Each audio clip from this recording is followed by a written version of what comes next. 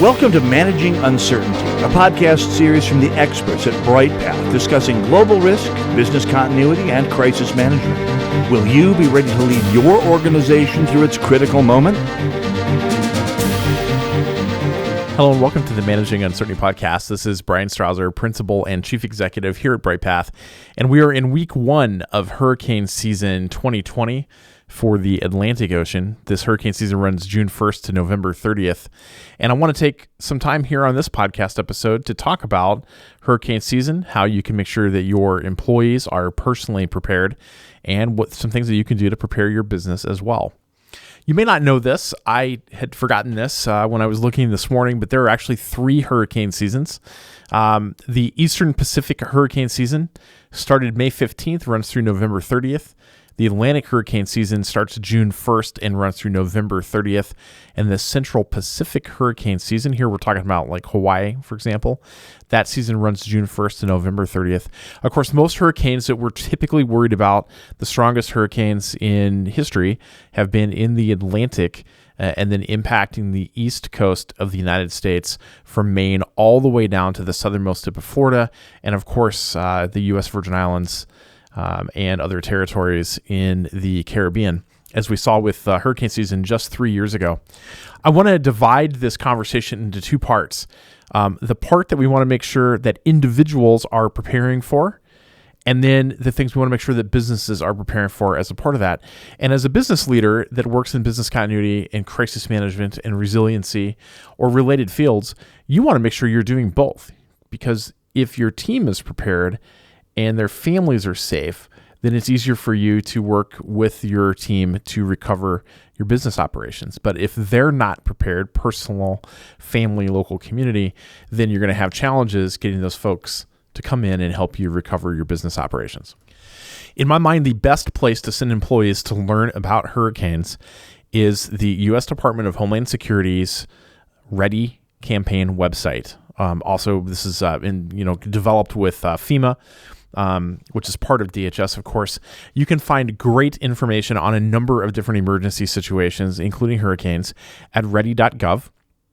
And I'm going to kind of recap for you some of the personal and family preparedness steps that are on this website at ready.gov/hurricanes.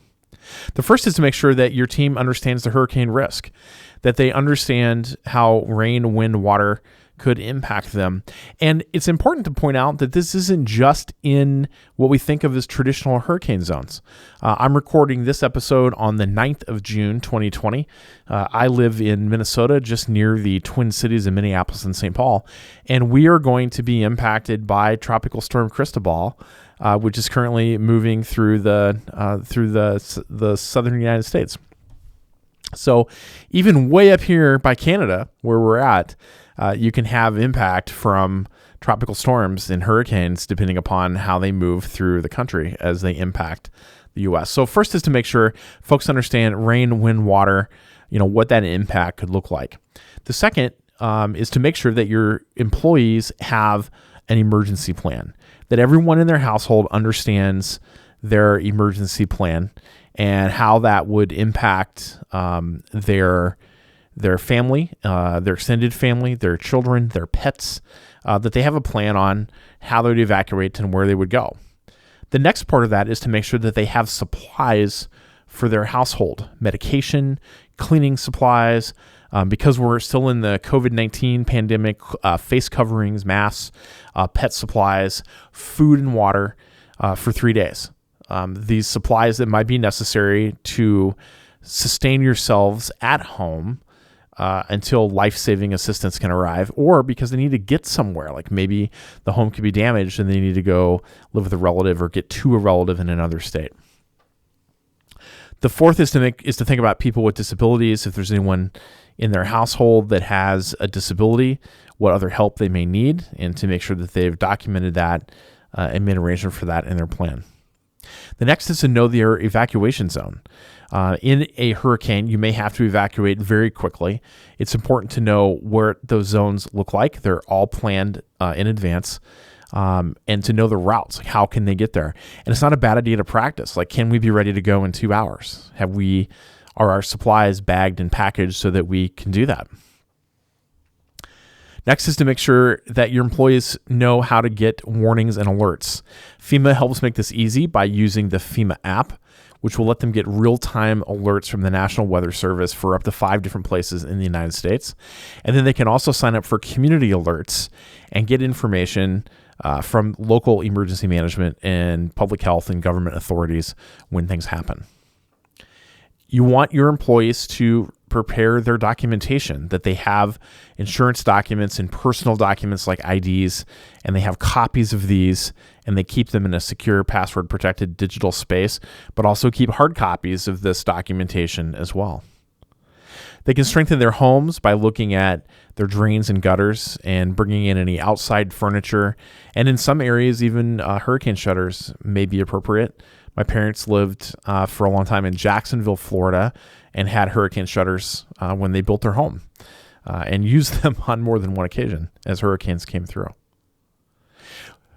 Employees should make sure they're tech ready by keeping their cell phone charged and perhaps having backup charging devices. There are solar chargers now. There are extra batteries that you can purchase, and even if your cell phone doesn't let you swap batteries, like I'm an Apple user, but I can buy a battery pack and plug that baby in and be able to keep my cell phone charged where I need to.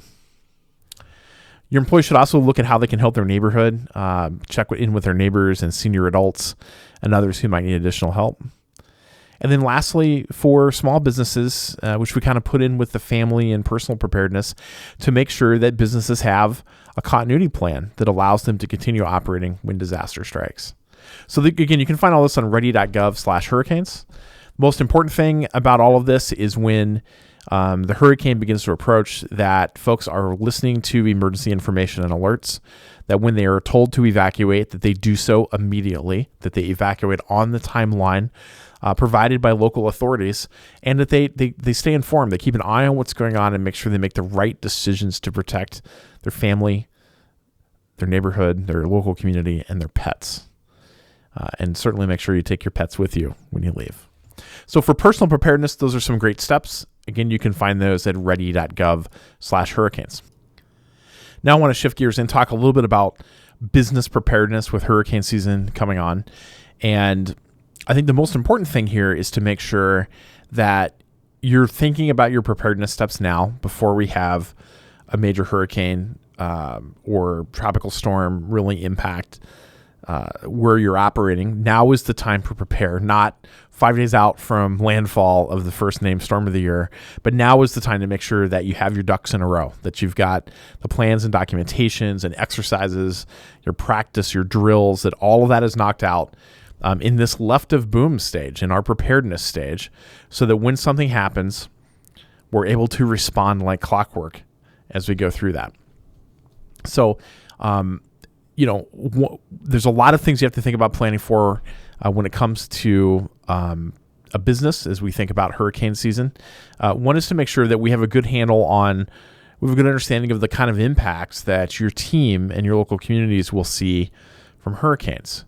We expect even when areas are not directly impacted, that employees and their families and extended families and even their neighbors can be in harm's way to some extent. Their properties certainly will be. And a lot of employees will have questions about, as the storm approaches, what our evacuation process will look like. When are we closing the business in time? We want to make sure we do that in time for them to evacuate. But they also start thinking about, well, when can I return home? And when can I return to work? And how much time will I be given to be able to deal with damage or issues with my home or with my extended family's home?